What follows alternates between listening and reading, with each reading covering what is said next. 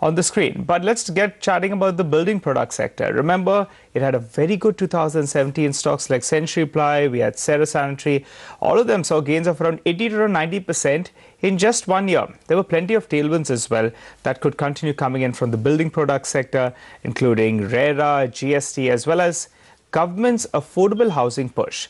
Now, Mr. Keshav Bhajanka, the Executive Director of Century Ply Boards, joins us. Hi, Mr. Bhajanka. Thanks so much, sir, for joining in today. Let's start off with a very basic question. Are you witnessing an increased demand owing to the continued tailwinds for the sector?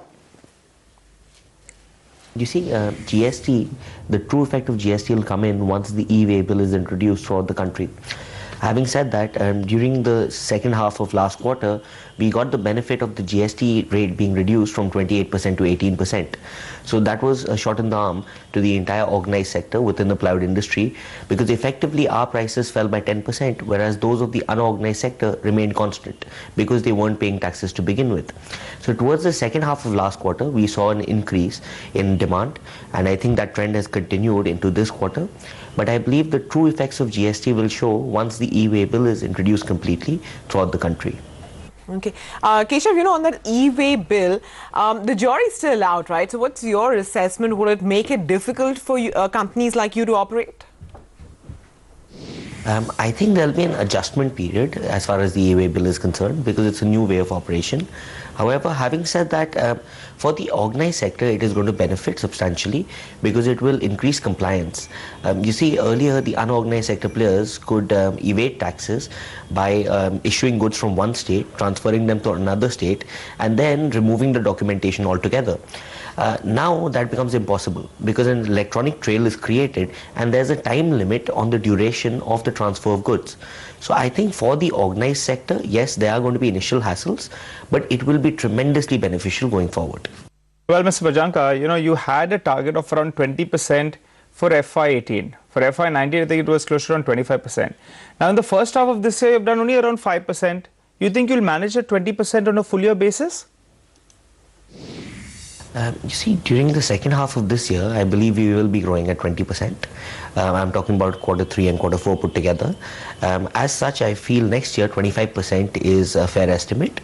However, the overall growth for this year could be slightly lower than 20% because of the low first and second quarter, because of the low first half of the year. But during the second half of the year, we will definitely grow at 20% plus. And next year, I believe we will be growing at 25% plus. Okay, so with all the tailwinds that you have, as well as the new capacity which has come on board, when do you think you'll be able to generate enough cash flow to repay the 700 odd crores debt that you have? In terms of long-term debt, I don't believe we have much on our books. I think we would have closer to 300 crores. In terms of debt repayment, our cash flows are pretty good. And as of now, we don't have any frozen capex plans or any major frozen capex plans because our MDF plant has already become operational. Our laminate plant should get operational within this quarter. So I think in the next few quarters, we should be able to repay the debt that we do have on the books. Well, Mr. Bhajanka, one of the big drivers for your company has been the MDF plant. Now, you said that it will give around 150 crores of revenue in FY18. I think I remember you telling us as well you're expecting around 400 crores in FY19. Are you sticking to those targets for MDF plant? For FY18, I think we'll slightly revise that number. I think we'll be closer to 130 or 140 crores.